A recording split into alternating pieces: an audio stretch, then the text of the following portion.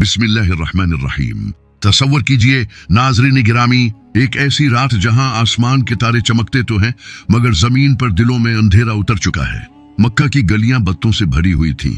हर दरवाजे पर एक नया खुदा तराशा गया था। कुरैश के सरदार फख्र से अपने माबूदों के गर्द तवाफ करते और कमजोर लोग खामोशी से उनके साए में दब जाते। ये सब हमारी रिवायात हैं, सुनते रहो। ये नौजवान भी जल्दी हमारी ताकत महसूस। औरतों को जिंदा दफन किया जाता, यतीमों का माल खा लिया जाता और इंसाफ सिर्फ ताकतूर के लिए था। ये वो वक्त था जब जमीन आसमान से कट चुकी थी। वही का सिलसिला कई सदियों से मुनक़ते था। बनी इसराइल के अनबिया के बाद इंसानियत एक ऐसे खला में थी जहां हदायत की कोई रोशनी बाकी न रही थी। लोग आसमान की तरफ देखते मगर जवाब नहीं मिलता। दुआएं बुलंद होते मगर सुनने वाला कोई न था।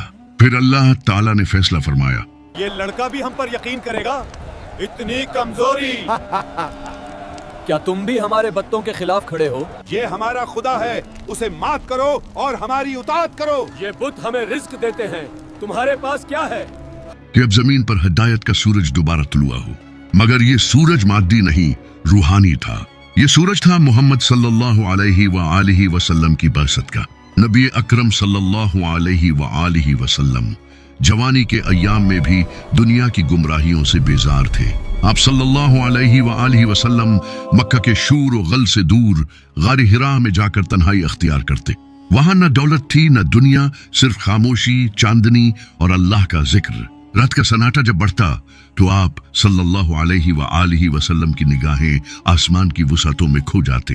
दिल में एक ही सवाल गूंजता, ए खालिक की कायनात, ये लोग क्यों भटक गए हैं? उनके लिए रोशनी कब आएगी? फिर एक रात, वो रात जो हमेशा के लिए तारीख में लिखी गई, आसमान से एक नूर उतरा। जिब्राइल अमीन ने नबी मुकरम सल्लल्लाहु अलैहि व आलिहि वसल्लम को गले से लगाया और पहली वही नाजिल हुई। आसमान से एक नूर उतरा। जिब्राइल अमीन ने नबी मुकरम सल्लल्लाहु अलैहि व आलिहि वसल्लम को गले से लगाया और पहली वही नाजिल हुई। इक़रा बिस्मि रब्बिकल्लज़ी खलक़, पढ़ अपने रब के नाम से जिसने पैदा किया। यही लम्हा था जहां वही का दरवाजा दोबारा खुला। यही वो साथ थी जिसमें इंसानियत को रब से जोड़ने का सफर शुरू हुआ। उद्दमा-ए तफसीर के मुताबिक सूरा फातिहा सबसे पहली मुकम्मल सूरत है जो नाजिल हुई। ये वो सूरत है जिसने इंसान और अल्लाह के दरमियान बराह रास्त रिश्ता कायम किया। इसके नुज़ूल की वजूहात में से एक ये थी कि जब नबी मुकरम सल्लल्लाहु अलैहि व आलिहि वसल्लम पर पहली वही नाजिल हुई तो आप सल्लल्लाहु अलैहि व आलिहि वसल्लम के दिल में खशियत और हेबत की कैफियत पैदा हुई। अल्लाह ताला ने सूरा फातिहा के जरिए आप सल्लल्लाहु अलैहि व आलिहि वसल्लम को तस्कीन दी और अपनी रहमत का तारुफ कराया। यानी सूरा फातिहा एक रूहानी तसल्ली थी, एक पैगाम इत्मीनान जो कहता था, वह मेरे नबी, मैं तेरा रब हूँ, रब्बुल आलमीन, मैं रहमान हूँ, रहीम हूँ, तू अकेला नहीं, मैं तेरे साथ हूँ।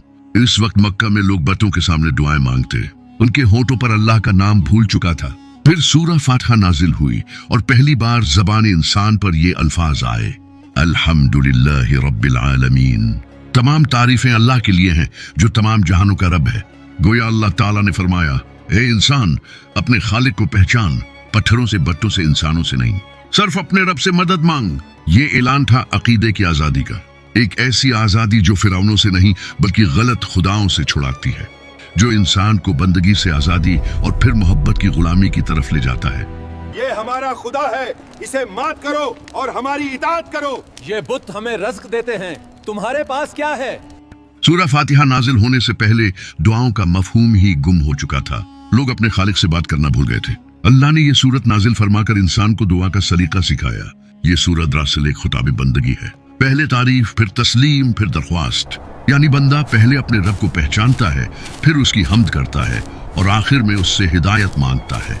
उलमा-ए तफसीर फरमाते हैं, ये सूरत बंदे को इसके रब से जोड़ती है, जैसे कोई बादशाह अपने गुलाम को इजाजत दे दे कि वो बुराह रास्त उससे बात करे।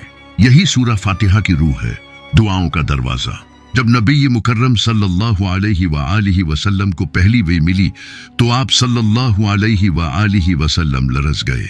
हजरत खदीजा ने आपको तस्कीन दी मगर दिल में अभी भी हैबत बाकी थी। वो फिर भी हमारे बत्तों के खिलाफ दुआएं करेगा, सुनो तो। तब अल्लाह ताला ने सूरा फातिहा नाजिल फरमाकर आप सल्लल्लाहु अलैहि व आलिहि वसल्लम को यह यकीन दिलाया कि मेरा नबी खौफ न कर, मैं तेरा रब हूँ, रब्बिल आलमीन अर्रहमानिर रहीम, मैं तेरे साथ हूँ, तुझे तन्हा नहीं छोड़ूंगा। इस तरह अल-फातिहा नबी मुकर्रम सल्लल्लाहु अलैहि व आलिहि वसल्लम के लिए पहली रूहानी ढाल बनी, एक ऐसी दुआ जो हर खौफ, हर तन्हाई, हर कमजोरी को ताकत में बदल देती है। ये वाकया दरअसल उस अजीम लम्हे की तर्जुमानी करता है जब नबी इकरम सल्लल्लाहु अलैहि व आलिहि वसल्लम ने मक्का की अंधेरी फजा में तौहीद की, वो सदा बुलंद की जिसने सदियों की जाहिलियत को चैलेंज किया। जब आप सल्लल्लाहु अलैहि व आलिहि वसल्लम ने कुरान की दावत दी तो कुरैश के सरदार हैरान व नाराज हुए। हमारी रिवायात हैं, सूते रहो। ये नौजवान भी जल्दी हमारी ताकत महसूस करेगा।